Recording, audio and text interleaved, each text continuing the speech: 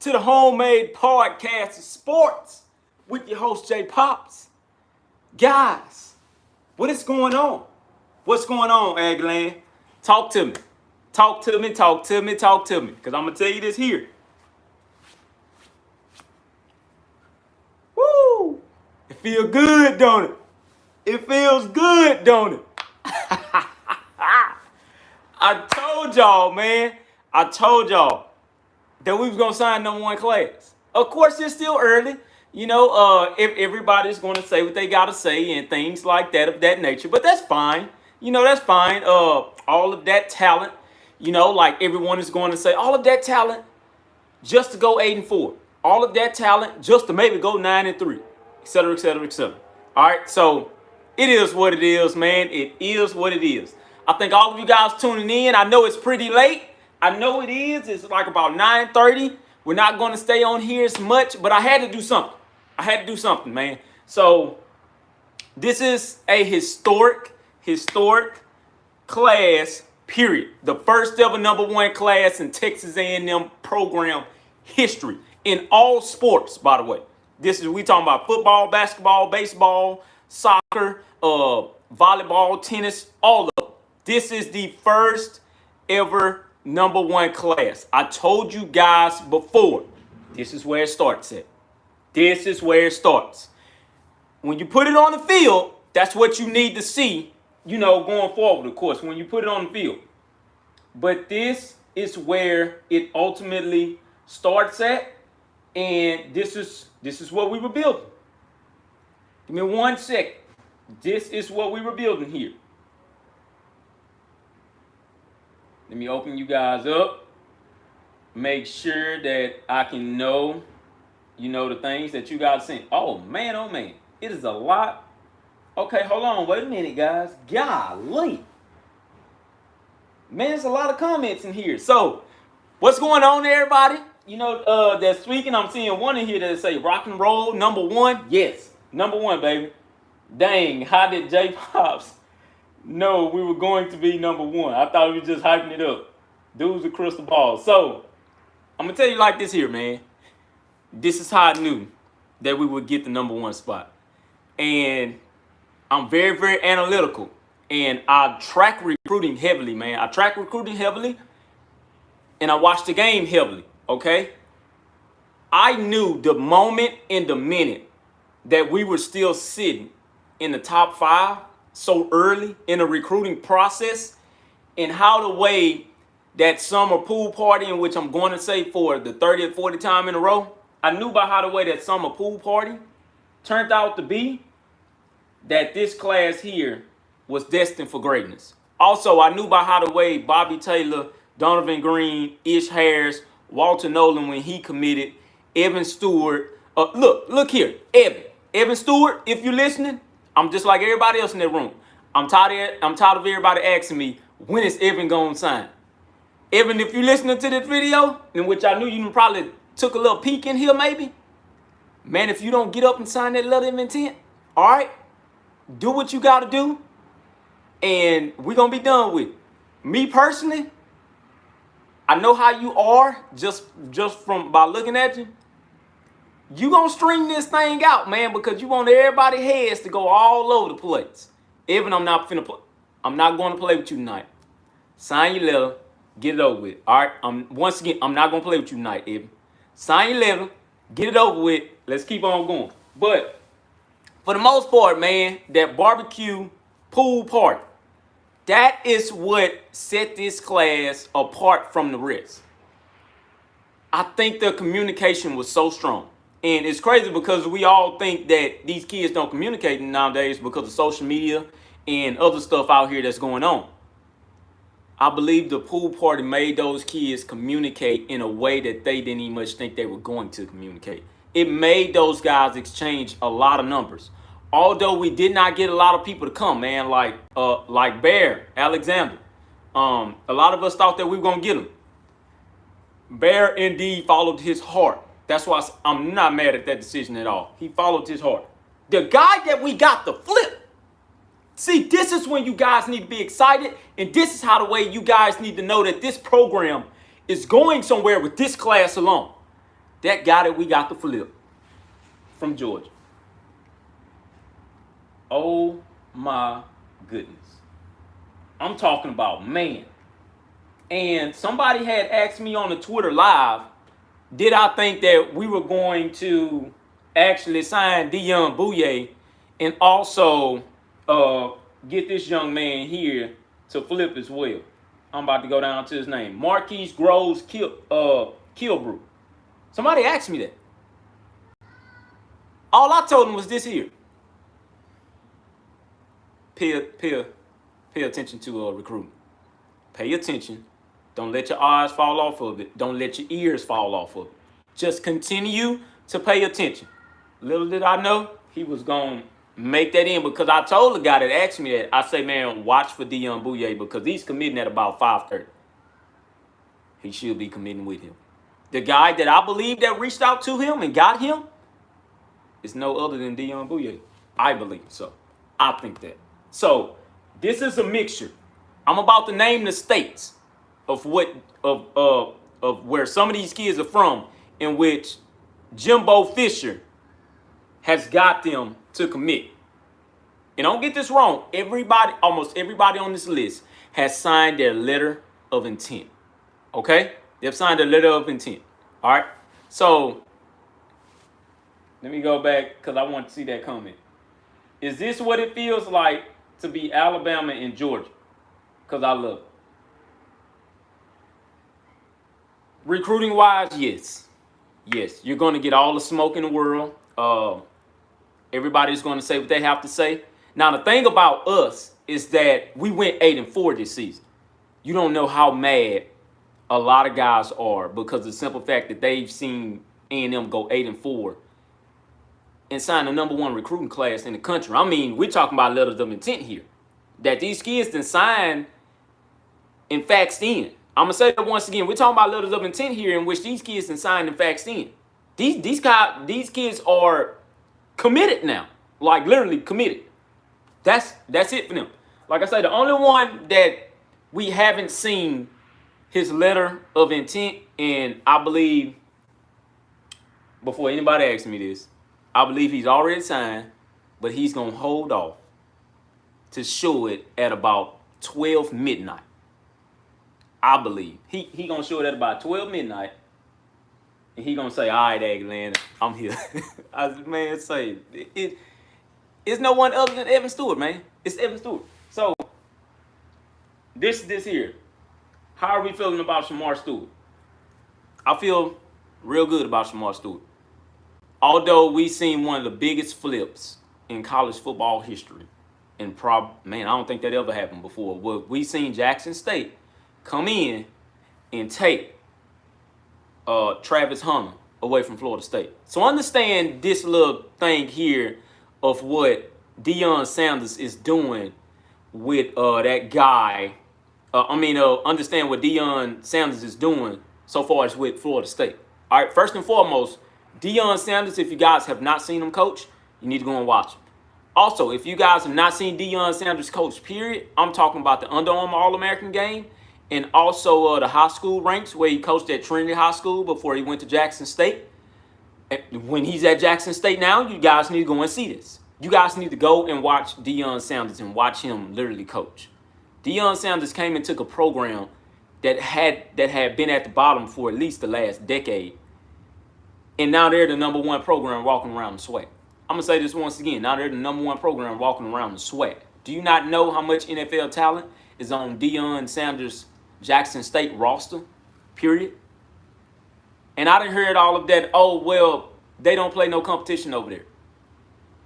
I'm going to tell you like this here, man. They don't play the same level of competition that the D1 schools play, don't get me wrong. But what Deion Sanders is building over there at Jackson State, it's looking like a predominant Alabama on the HBCU level. And I'm going to say this once again, it's looking like a predominant. And this is how the way he's recruiting and going into the transfer portal, because Cameron Buckley just went over there with him as well. If us A&M fans know Cameron Buckley. How the way Deion is doing it is building a pre-Alabama. So I just need you guys to look out for that. But I do not believe, I'm going to say this once again, I do not believe Shamar Stewart will go to Jackson State. All right, I'm going to just let that be known. I don't believe he'll go to Jackson State. I believe at the end of the day, he'll probably announce his top two, in which Jackson State probably will be in there. You know, I'm just going to go ahead and say that. Let that be known. He'll probably announce his top two once again, in which Jackson State will probably be in there. So you guys have to be looking for that. At the end of the day, we get Shamar Stewart. All right. I still believe that he's going to sign on February, in which was his intended date, anyways. But I believe his letter of intent will already be sent off, in my opinion. I believe it'll already be sent off, but he wants to hold back on his announcement. So I believe it'll be either January 2nd or February. January 2nd or February 2nd or the 8th, whatever day he said he's going to commit. So I feel pretty good about that all the way. What's Denver Harris' status?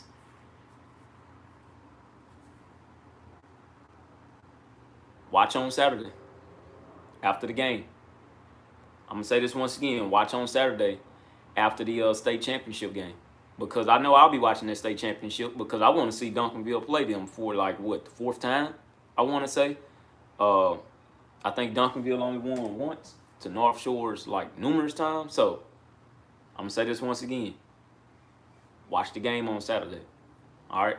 We will know then. I'm a firm believer in Denver Harris will be an Aggie. And when Denver Harris becomes an Aggie, I'm going to tell you like this here. That will ultimately boost this class up into the highest ranking that we have ever seen before. And that's before Howard Perkins, in my mind, will come over. That's before Jacoby Matthews, in my mind, will come over.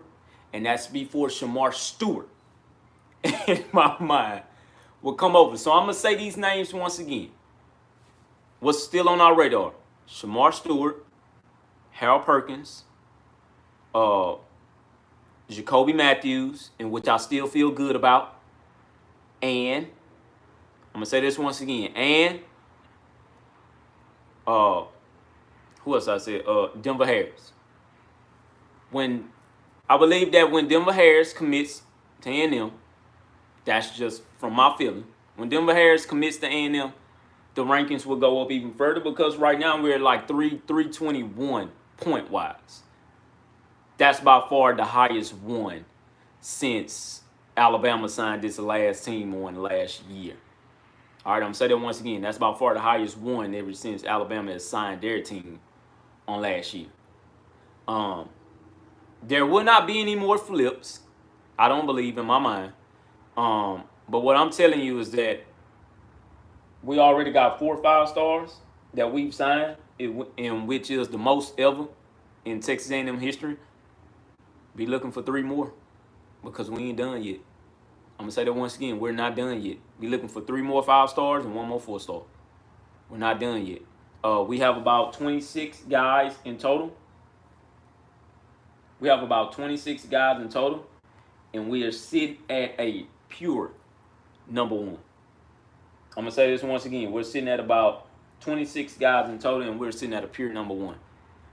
Walter Nolan, by far, blew it up when he signed his letter of intent. All right, because there's a lot of people that was kind of doubting Walter Nolan to sign this letter. Walter Nolan killed all of that. I'm gone. From Tennessee to Texas. All right. Another one was Bobby Taylor and Malik Siller. They got theirs done earlier this morning. Jared Kerr, I believe he got his done this evening. Ish Harris was another one, got his done early this morning. Man, look here. I believe it's finals week, so those kids can go home early, of course, after their finals, because it's finals week. It's the week before Christmas. They got it done, man. They went on about their business. Another one, man. Another one that you guys should be so excited about, man, because this defensive line, they're going to scare the heck out of a lot of quarterbacks in the SEC in general. It's Gabriel Brownlow Dindy. My God. If you guys have not seen tape on that man, woo, you don't know what you're missing. And I'm going to say this once again. If you have not seen tape on that man, you don't know what you're missing. And Gabriel Brownlow Dindy is so quiet. He is so quiet. He is a quiet 10th rated prospect, period. I'm going to say this once again. He is so quiet. You guys need to go and watch some film on him. Gabriel Brownlow Dindy will be a threat. Walter Nolan will be a threat. Enoch White will be a threat. Who else is on this defensive line that we didn't? Malik Silla will be a huge threat. Jaden Scarlett will be a sneaky threat. Who else was on this defensive line, man, that I cannot put a name on? Anthony Lucas will be a threat. The moment we signed Anthony Lucas, I already knew this class was going to go to number one. All right, I'm going to tell you guys that again. The moment we had signed Anthony Lucas, I say, yeah, that's a wrap. That is a wrap. We're going to number one. That's it. So when Enoch White signed, that boosted the charts all the way up there because Enoch White was on the borderline of being a 5-star recruit. I'm going to say that once again. Enoch White was on the borderline of being a 5-star recruit. So that ultimately went from just a little bit smudge, 1-2, 1-2, boom. And we're going to stay up there. We're going to stay up there. This is the best class ever. You guys need to feel really pumped about this. And don't let anybody else tell you different.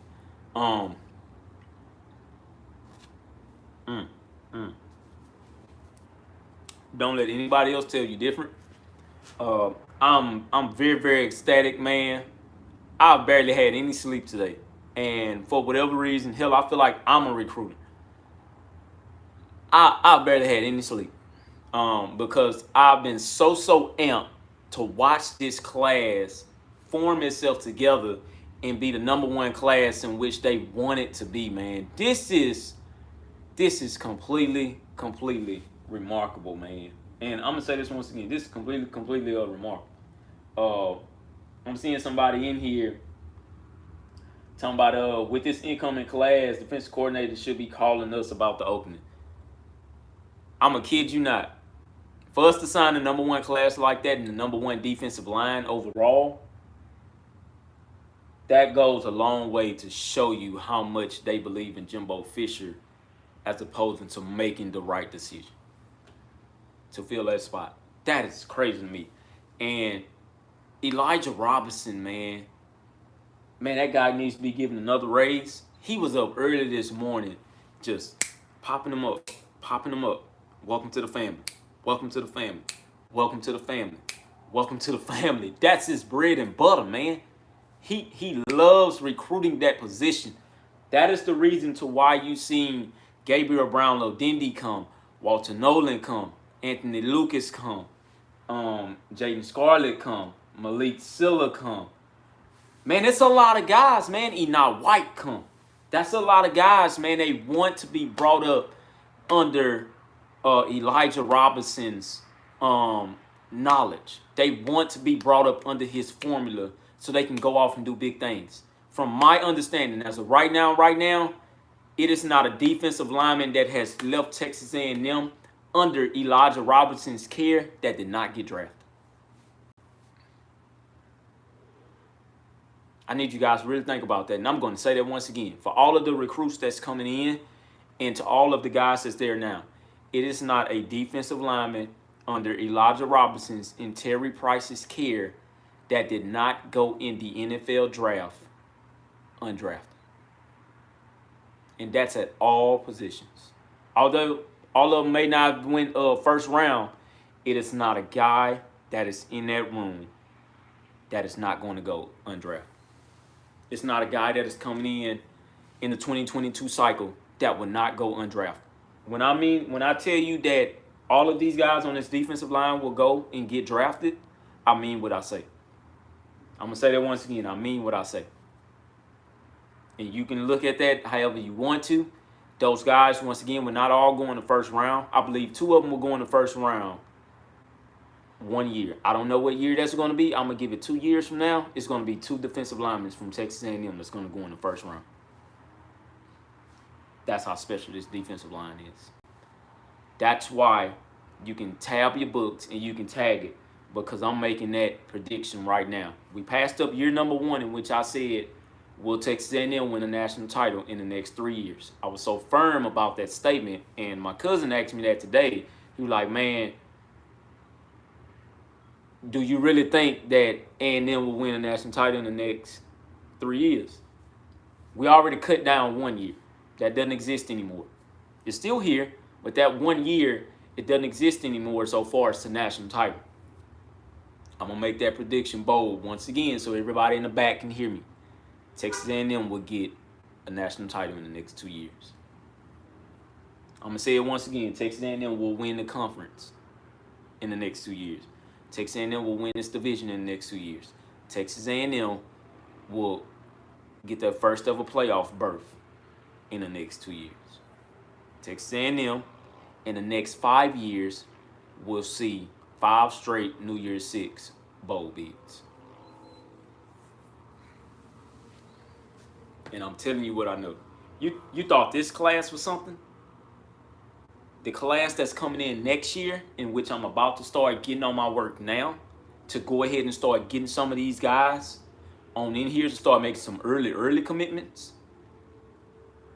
That class, undoubtedly, offensive line-wise, will be the first ever best offensive line to ever get recruited.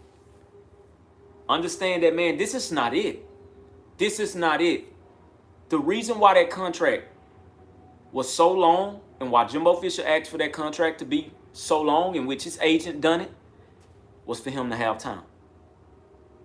This is now year number 4, and this is the results that you're getting. You got a result to where we beat Alabama at home, okay?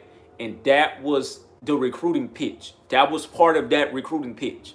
We beat Auburn at home. That was a part of Walter Nolan's recruiting pitch. All right. Also, that was a part of Chris Marshall's recruiting pitch, and that was a part of Evan Stewart's recruiting pitch. We can beat elite teams. Okay? Although Auburn is an up and down elite team, Auburn still has talent. We held those guys to a non-touchdown game. Understand what I'm telling you? We held those guys to a non-touchdown game, into where now you look up this year and Bo Nix is in the transfer report. We have no clue who's going to be that quarterback next year. None at all. LSU the same way. They beat us. We'll take that loss, in which I have no clue why we cannot get a win in Baton Rouge, but it's coming. In the next 2 years, we'll get that win. Because that's the next hurdle that we got to jump over. So we got 2 out of 3. The third one was the LSU hump. We haven't gotten over that hump yet. We'll meet them at Kyle Field next year. What I'm telling you guys is that I told you it took time. It takes time. It takes time. And he's built a monster. I've decided I'm going to A&M. I'm not a football player, but I think I'm going to transfer there. Well, come on in. Are we lopsided on defensive talent versus offense? Somebody just asked me that. Yes. Yes. So I'm going to answer that question. Sunset Wingman. He asked the question of, are we lopsided on the defensive talent versus the offensive talent? Yes, we are. We are very lopsided. I'm going to say this once again. We're very lopsided. We're lopsided for a reason, though. Go back and watch that Ole Miss game and look at how we got run up and down the field. Didn't give up points like that. But go back and watch that Ole Miss game. All right? I grew up an Aggie fan since a newborn. Come on in. Come on in, Aggie land, man. This is where it's at. Once again, we are building a new giant inside of the SEC West. The SEC West isn't big enough for everybody. We know that. Alabama is the ultimate big dog of the SEC West. It's nobody in here that's going to be ashamed to admit that. Evan Stewart's LOI info. I'm going to tell you like this here just like I said at the front of the podcast, if Evan Stewart is listening, sign that letter of intent so people can quit asking everybody about this letter of intent. All right, sign it. Sign it, please, and get this thing on over with. But I believe Evan has signed it, but Evan ain't going to let nobody know that until Evan gets ready to. All right. Evan is still, look, Evan is still a teenager, man. I think the thing about it is that Evan is so much, Evan Stewart is bigger than what he think he really is. All right, and I don't know if you guys took that the right way or not, but I'm gonna say this once again. Evan Stewart is bigger than what he already is right now. So let me rephrase that. Evan Stewart is way bigger than what he already is right now. This is the reason to why everybody keeps on asking about Evan Stewart, and everybody around the country keeps on asking about Evan Stewart. From my understanding, Evan done a live with Bobby Taylor and others, and Bobby Taylor and those guys know about Evan Stewart's LOI. But since Evan Stewart is being Evan Stewart, Evan is going to make that announcement when he makes that announcement. All right? So you just got to understand the whole Evan Stewart thing, man. Is Evan Stewart better than Mike Evans? We would not know that yet. Coming in as a prospect, though, Evan Stewart is far better than Mike Evans was as a prospect. I will say that. As a prospect, way better. As a prospect, he's better than Damon Demons. As a prospect coming in, Evan Stewart was ranked as number 1, down to number 2 wide receiver in the country. I've seen all the film I need to see on him. Damon Demons was ranked as the 20th best prospect coming into the country. He was 5-star as well. It's so crazy to me about the Evan Stewart thing, and that I preached so much of how I wanted to see these two on the field together. That's so crazy to me. But then you put them on the field together, a lot of you guys are going to forget that Musa Muhammad, by far, has about the same speed as Evan Stewart and Damon Demons, but maybe even faster. So it's like, man, you're getting a plethora of talent.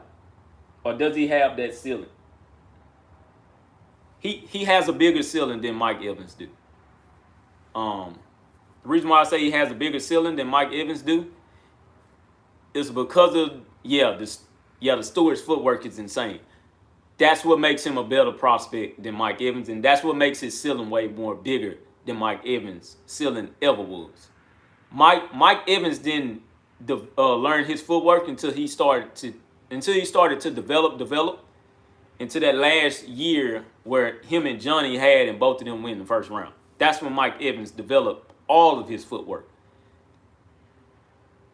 Evan Stewart is coming in with the footwork already developed to run routes of whatever you just need me to run, period. That's why when Evan Stewart comes in, Evan Stewart is going to pretty much be like a day one star. All right, I'm going to say this once again. He's going to pretty much be like a day one star. I can't forget the simple fact of that you still got Anaya Smith on that field. All right, so you're talking about a lot of guys being bunched together and a lot of guys just making plays just to be making plays. Let me not forget this comment. Somebody had said Ruben Owens for 2023. If you guys not know, Ruben Owens is the running back for 2023. Depend on if A-Chain wants to leave next year, Ruben Owens will undoubtedly go and get looked at. Dang, A&M gonna be fired. I can't wait. Hurry up, 2022. So I'm gonna tell you guys like this here. If you guys are season tickets holders, I advise you all to be watching on when they release those season tickets, okay? As soon as they release those tickets for the 2022 season, you guys need to jump on that because I know for sure that those season tickets are going to be the first ever to sell out so quickly. It's going to sell out quicker than the year where Johnny Manziel and Mike Evans and all of those guys came back in 2013. It's going to sell out way quicker than that. So you guys need to really, really get those tickets. But back to Evan Stewart. Evan Stewart's ceiling is way bigger than Mike Evans because of the fact of his footwork. But not only that, because of the quarterback that he's going to have throwing him the ball which is Conor Wingman for most of his playing career. And I'm going to say that once again. He's going to have Conor Wingman throwing him the ball most of his playing career. If you guys have not seen Conor Wingman's ceiling is way far more higher and up in the clouds than what Haynes King's ceiling is. And I say that with emphasis. Conor Wingman's ceiling is about the size of wherever he wants it to be. Okay? However high he wants to go, that is where he's going to take it. That's why I say in the next 2 years, and maybe in the next 3 years, I'm going to say the next 3 years, you can look at Texas A&M getting a title one time out of those 3 years for sure, but you can also see Texas A&M getting back to a national title game 2 out of 3 years. And I'm going to say that once again. You can see Texas A&M getting to a national title game 2 out of 3 years. Now, they have to get past Alabama in the SEC West, by all means. All right, now I know that part. So the reason why I say in the next 2 to 3 years is because Alabama may just go off and win a national title this year. All right. It's nothing that we've seen from that game with Georgia, in which is number 3 class, by the way, in which they're bringing in again. And Alabama is number 2 class. It's nothing from me that I've seen from Georgia that would make me think otherwise now.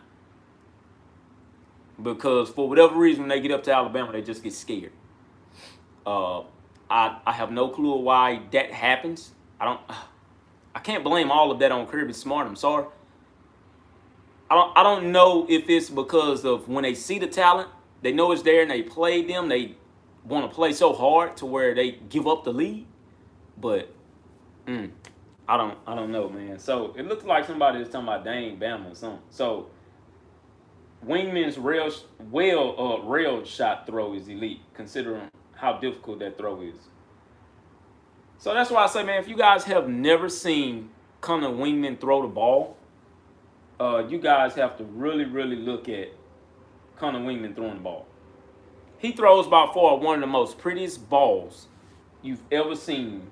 And we're talking about Conor Wingman throwing the ball in the air with velocity type of deal, man. Like, it's crazy. It's too late to flip the... Is it too... Yeah, man, it's too late. Bear ain't going anywhere. Bear is staying at home.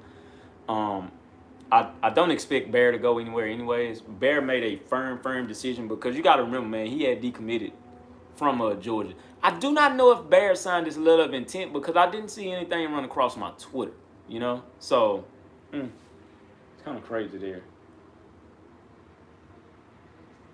You getting scared at Alabama waiting until you have a cadet yelling at you. Kyle Field way scared in Alabama. So, I'm going to say this here. The game that we play at Tuscaloosa on next year against Alabama, that game, as soon as it go on sale, that game will be already sold out. I'm going to say that once again. That game will already be sold out. Because they want to see... And let me rephrase, everybody around the world, everybody around the college football world wants to see what Texas A&M can really do when they have the number 1 talent. Jimbo Fisher showed you what he can do when he has the 8th best talented team in the nation. He showed you that he can go out and beat Alabama. He can go out and beat Auburn. He just couldn't reel in 4 more wins. You know, unfortunately, you know, he just couldn't reel in 4 more wins. But he showed you what he can do with that type of talent. You got to think about what Jimbo Fisher can actually do when he has a 1 through 3 type of roster, in which when A&M comes in next year, A&M will undoubtedly be the 3rd best team in the nation. I'm going to say that once again. A&M will undoubtedly be the 3rd best team in the nation. When they come in as the 3rd best team in the nation, knowing that they had already got Alabama as the 8th best team in the nation. Now, I know things happen, you know, subject to years because years change. I think they're going to go out and do it again in Tuscaloosa. That's another hump in where Jimbo Fisher has not gotten over yet. He has not won a game in Tuscaloosa at all. I think he goes out and get that win. He goes out and get it, man. I'm looking at this team to lose, and we're talking about next year here. I'm looking at this team to lose 1 game, and that is it. And it may just very well be against Alabama, and that is it. I know I said the same thing this year, but King got hurt, and it was what it was. But with King being healthy, and with King knowing what he has to do to prevent himself from getting hurt this time, you got to remember, man, King is going to come back so pissed off at the simple fact that he did not get to play this year. I'm going to say this once again. King is going to come back so pissed off that he did not get to play this year. Late to the party. Yeah, man, you're pretty late. So we'll get to the playoffs next year and take home the 2023 national championship. Georgia will win 2022. I'm going to tell you like this here. I don't see Georgia winning the national title, man. Because it's one of those things where Georgia has to really show us now. They have to really, really show us. I got one in here that's saying when A&M doesn't win a natty in 3 years, what would be the excuse then? Well, I'm going to tell you like this here, man. If A&M doesn't get to a New Year's Six bowl game next year, it's no excuses at all. It's none. It's none at all. Because now, even with your quarterback going down, you have something like an Oklahoma effect. When that quarterback gets hurt, we're not saying he's going to get benched, but when that quarterback gets hurt and you can look behind you and get somebody else to cover him, it's no excuses in the world no more. It's none. It is none. Injuries shouldn't play a factor, and that's the reason why we went out and signed the number 1 class. We wanted that for depth purposes, and we wanted that to solidify ground, knowing this is what we had to do to compete week in and week out, because it's a grind. All right, the class could really get things going in the future. I'm excited to add Max Johnson to the quarterback room. So the thing about that, man, who in here knew that Max Johnson's brother was going to sign with Texas A&M this morning? Who in the world saw that coming? I need for you guys to give me your honest opinion. Who thought that would be coming, and where Max Johnson's brother, the number 1 tight end in the country, was going to sign, along with the number 2 tight end in the country, Donovan Green, and then along with the number 3 tight end, which is Theodore Ostrom, that for winning senior season and said, the heck with that, I want to get down there to College Station now. Man, I'm going to tell you like this, man. He's talking about, man, nobody. The dude never visited campus. And I can firmly and honestly agree to, I don't remember the dude ever being on campus. I believe the simple fact of what Max Johnson told him about the 12th man is what got his attention. That's the reason why we do think Max Johnson is going to come in. Understand this here. I think Max Johnson will sit on that bitch and learn. And when Max Johnson get his opportunity, man, I hate using Mac Jones as an example because we need to stop doing this. It's like, man, we give Bama all the credit in the world. I believe he will sit there and he will be another, and I'm going to say this once again, he will be another Mac Jones. I see the young fella being a Mac Jones, and he's going to stand in the pocket. He's not going to make too many runarounds, and he's going to throw the ball. I just believe that he will stay. I'm going to say this once again. He will stay, and he will let Conor Wingman get his shot and things of that nature. And when his name is called, it's called. The reason why I say that is because it's nobody in this group that can tell me that you guys expect for Haynes King to stick around for long to his senior year, nor Conor Wingman to his senior. I know for sure Conor is not finna stay to his senior year. That's just that.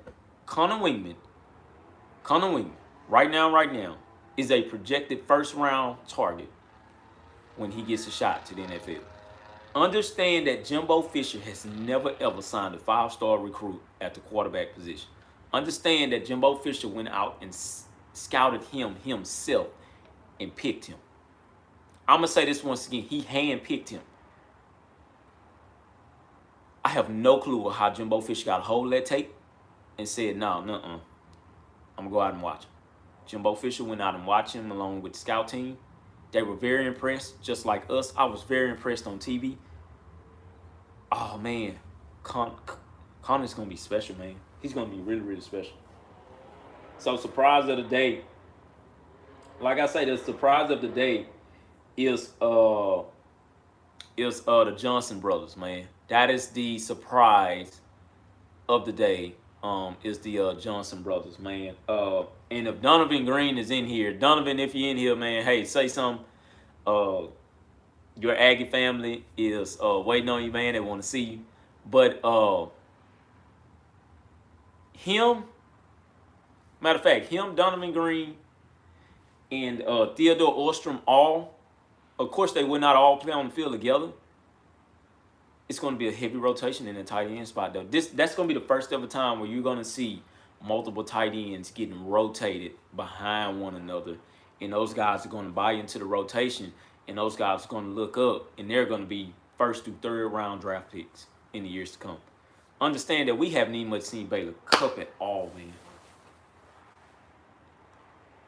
I'm going to say that once again, man. Nobody in here has seen Baylor Cup yet. And Baylor Cup was one of the highest tight ends, the highest rated tight ends of the Jimbo Fisher era as well. Understand that this is Jimbo Fisher's first ever #1 recruiting class.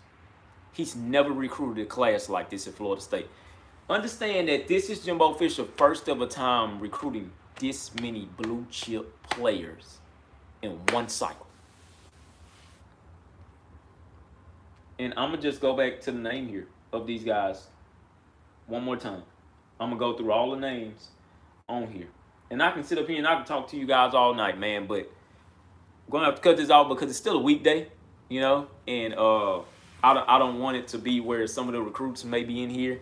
No, well, I just said it's finals week, didn't I? I did just say that. Those guys ain't got to go to school. And most of those guys are enrolling early. So Bobby Taylor, for the ones that did not know, Bobby Taylor will be enrolling early. He's a January enrollee. Bryce Anderson, the safety, he's a January enrollee. Conor Wingman, quarterback, he's a January enrollee. Who else was a January enrollee? Can I think of? Denver Harris, if he commits, he's a January enrollee. All of these guys are foregoing their senior seasons, man, and they're moving on. They're going ahead and they're going ahead and, you know, go ahead and getting it on done. Gabriel Brownlow, Dindy, he's going to stay his full senior season. Walter Nolan, he's going to stay his full senior season. Evan Stewart, I believe that he may be an early enrollee as well. So, man, we are stacked. We're going to see a lot of these guys inside of the spring game. But then again, a lot of these guys will take a red shirt. I know that for sure. All right, so these are the guys, as of right now, who has all signed their letters of intent. The one we're still waiting on down here, Evan Stewart, he still got his name down here as a hard commit. But these are the guys, man, and I'm going to kind of talk about all these guys, you know, just kind of briefly. Much love from a Texas fan. So, you know what, man? Look here. P.S. I'm Rickard Henson on Twitter. Hold on, man. Let me look at this. P.S. I'm Rickard Henson on Twitter. Isn't Malik Silas? Yes, Malik Silas. Well, dude, what are you asking there? Is Malik signed or what? But I don't know what you're asking there. But anyway, let me read this comment. Texas A&M is going to bring home a national championship period within the class. I also hope it's in 2022. Caden Kirkendall, much love from a Texas fan. You know what, man? I'm going to say this here. Oh, you're saying that Malik Silla is graduating earlier, too. I believe if Bobby is coming early, I believe Malik may just be coming with him also. But I'm going to tell you this here, man. So the top 5 teams, as of right now, number 1, Texas A&M. Number 2, Alabama. Number 3, Georgia Bulldogs. Number 4, Ohio State. Number 5 is the Texas Longhorns. Do not ask me how the Longhorns got the number 5 class going 5 and 7. You know, the only thing that was with the Longhorns was that they could not finish games. That was the biggest flaw with them this season. They just could not finish games. I said this while I was talking on the Twitter space earlier.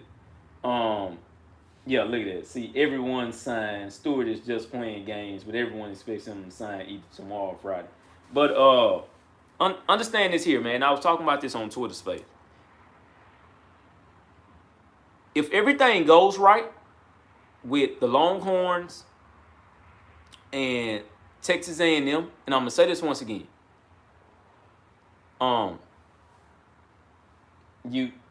UT paying them to play with 9 recruits, right, or something. But anyways, if everything goes right with Texas A&M and the Longhorns both, they will meet each other. And I'm gonna say this once again because I need you guys to listen up to this. If everything goes right, these two teams, these two Texas teams, and I have to give credit to where it's due because this is the first time we've ever seen two Texas teams make top 5 history. Okay, so both of them made the top 5. That is considered Texas history. All right, that's just a state of Texas history. This is the first ever time where Texas A&M has been over the whole recruiting rankings, number 1. Anyways, all right, so this is the first ever time that this has happened. What that means is that if everything plays out right, Texas A&M and the Texas Longhorns will meet each other in either in a New Year's Six bowl game, or they will both meet each other head on in the college football playoffs. And I'm gonna say this once again for all the people in the back that's listening. You guys can comment, like what you want and things like that. If everything goes right with Quinn Ewers being put in place, with the offensive talent that he got, and with the offensive line that they have coming in, and if they can just get that defense together, and win some ball games, Texas A&M and Texas will meet each other 2 years from now, and it's not going to be in the conference. Yeah, and if they can get past Kansas, yeah, if Texas can get past Kansas and Oklahoma, by the way, but like I say, man, back to the point that I was making, if both of these teams do what they have to do right, both of these teams will meet at a dead end in which they will have to face each other head to head, but it will be on a humongous stage. This will be the first time ever where these two programs will meet head to head, not in the same conference, but they will be playing for a berth to a national title, or they will be playing for a New Year's Six bowl win. All right, and I can tell you right now, man, if we get the bid to New Year's Six bowl game and it's against Texas A&M is not backing that down, and Texas is not backing that down. The revenue, of course, in which we're not supposed to look at, but you got to look at the revenue and you got to look at the hatred of it. The hatred and the revenue is so monumental to where that game is going to be sold out in no later than 1 hour. I'm going to say it once again. That game is going to be sold out no later than 1 hour. And like you said, those tickets are going to look like NFL freaking tickets. I'm going to say this once again. Those tickets are going to look like NFL Super Bowl tickets. And it's going to be for the bragging rights of the state of Texas. And it's going to be for the bragging rights of the recruiting classes meeting head on. All right, you got to understand, man, the Texas A&M recruits and the Texas recruits, those guys both know each other. What they've been doing on Twitter, I commend both of those programs. It's just at the end of the day, I knew who was going to win that battle. You know what I mean? I already knew who was going to win that battle, and that's just what it was. But both of those programs will meet head on, man, and they will meet head on sooner than what a lot of you guys are thinking. It is going to be a jam-packed game, and like I say, the tickets will be out the roof, and that game will sell out in less than 24 hours, and I know that for sure. So you guys have to understand it. But once again, man, let's go ahead and go through these recruits. I just had to get with that guy one time on that one. But that game will be the game. That game will be the biggest Texas and Texas A&M game since the 1990s. All right, so Walter Nolan, of course, he signed his letter of intent. If you guys have not seen film on Walter, man, you need to go and you guys need to really go and see film on Walter Nolan. All right, let's keep on going here. Gabriel Brownlow Dindy, you guys heard me discuss him a little bit. He is going to be, man, he's going to be something special. Conor Wingman. Conor Wingman is another one. Conor is going to be very, very special. You guys have to continue to watch him. Enoch White. Oh, also, Conor Wingman is our highest rated quarterback ever. No, I'm sorry. Kyle Allen was, and Kyler Murray. I think both of those guys were like ranked 10th, stuff like that. But Conor Wingman is our third highest rated quarterback recruit ever in Texas A&M history. Enoch White, he's going to be a dominant edge rusher, but I think eventually he'll be able to move all around the field. Anthony Lucas, he's another one. I believe Anthony Lucas will dominate that defensive tackle position, and they will be able to use him all over the field. Bryce Anderson, he's going to remind you a lot of Jalen Jones, because Jalen Jones came in as a 5-star safety. And somebody asked me that question earlier, what do I think? Do I think Jalen Jones will go back to his original position? This is another reason to why they recruited so many defensive backs, so they could put Jalen Jones back at his original position. So the answer to that question is yes. He will go back to undoubtedly being the safety that he was supposed to come in and be. But because of depth issues and injuries and stuff like that, we had to put him there. But he will now go back to his home spot, which is the safety. Chris Marshall.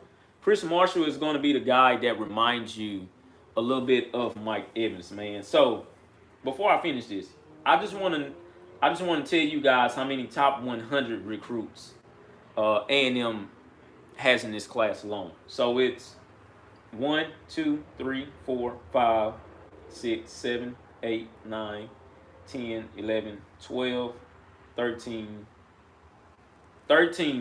top 100 recruits in this class alone.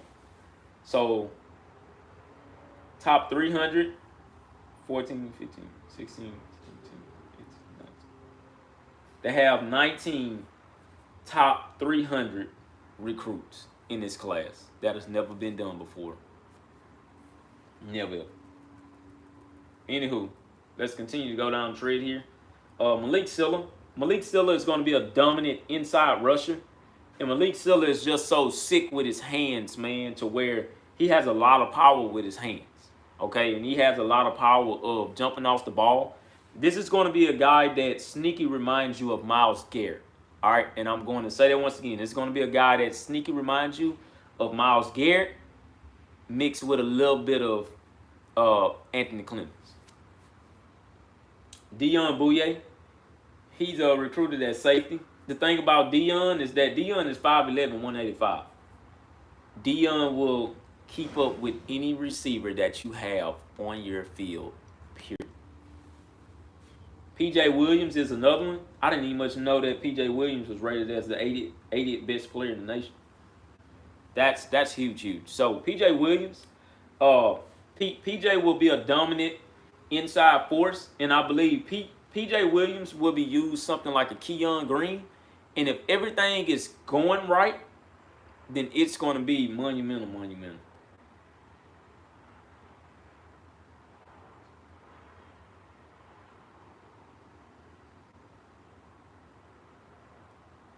So let's keep on going here. Jake Johnson, the surprise commitment out of nowhere. Jake Johnson, I'm gonna be honest with y'all. I haven't even much seen the film on this kid. So I have to really go and see the film. I was just so excited when we got him because he was one of the first ones that got committed on there. So I'm gonna have to go and watch Jake Johnson, and I'll be able to tell you a little bit more of what we have from Jake Johnson. All right, so Jake Johnson, if you're listening, please forgive me, man. Another one is Le'Veon Moss. Le'Veon is going to remind you so much of Isaiah Spiller, but a better version. I'm going to say that once again. Le'Veon Moss is going to remind you so much of Isaiah Spiller, but he's going to be a better version of him. All right, let's keep going. Cam Dewberry.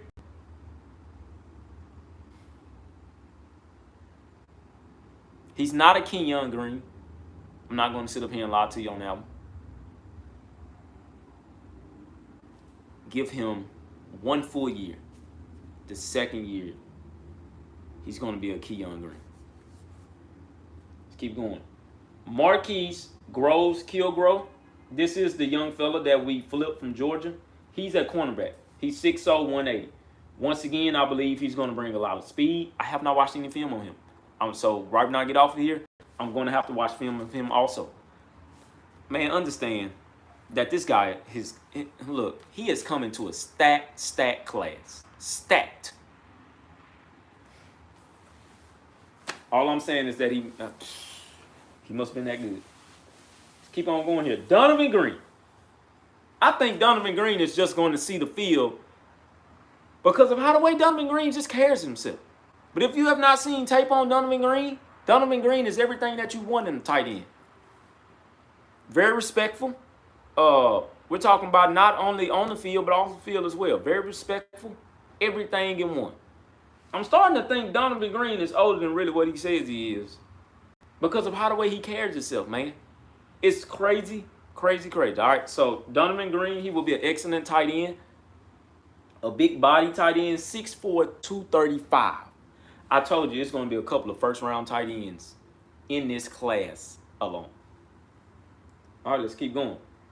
Bobby Taylor, cornerback. I don't need to speak about Bobby. I'm sorry, I just really don't. I don't need to speak anything about Bobby, and we're going to keep on going here. Montreal Harris, linebacker. This guy is very, very underrated, but you guys need to keep an eye on him. Montreal Harris tracks down tackles. Now, the reason to why he was rated at 256 is because he still has a whole lot of work to do, but when his motor is pumping, you're not finna slow him down at all. He's going to remind you of what's our guy that came out and went to the Steelers. I can't think of him, but that's who he's going to remind you of. Hunter Erb is another one. I think Hunter Erb is just so bought into the program that was just it. Hunter Erb is going to remind you of a Blake Trainer, but just better. Keep going. Theodore Ostrom, he's going to be a wrecking ball when he catches the ball. All right? He is going to be a wrecking ball. Theodore Ostrom is about 6'6", 245. When I tell you that when he comes down the field, you better get out the way, that's all I'm going to say to you. Noah Thomas will be more of your slot wide receiver. And because of the simple fact that he's 6'5", 180, man, expect a lot of guys to just catch the ball just to be catching it. Man, I would say that once again. Expect a lot of guys just be catching the ball just to catch it. Because it's not too many cornerbacks that can hold everybody on this field. Somebody's going to get a mismatch on the linebacker every game. Jared Kerr, safety. Jared is really, really quiet. He's quiet. And I believe Jared is going to let his work speak for itself. And once he hits the field, everybody is going to be like, man, who is he? I'm going to say that once again. When he hits the field, everybody is going to be like, who is he? But when did we sign him? Man, I never even much knew this guy was on the team like that because he never said anything. That's Jared Kerr. Ish Harris will make an impact at the linebacker position. I believe Ish will be all over the field, similar to what we're seeing with what's his name? Andre White Jr. right now. Ish will be another Andre White Jr. all over the field, just trying to make a tackle, just to be making a tackle. because that's what he wants to do. He wants to make the tackle already. Be looking out for that. Jaden Scarlett, another underrated defensive lineman. This guy is going to really, really remind you of Michael Clemens. Mark Nabo. Mark Nabo will remind you of Jameer Johnson, but at the same time, he will have more time to develop into the system way more than what Jameer Johnson had. And Ethan Muscoli, he's a kicker. We all know about Jimbo Fisher and his kickers. He's been blessed with a lot of good kickers along the way. And Jimbo is going to continue to sign kickers, man, and that's just that. All right?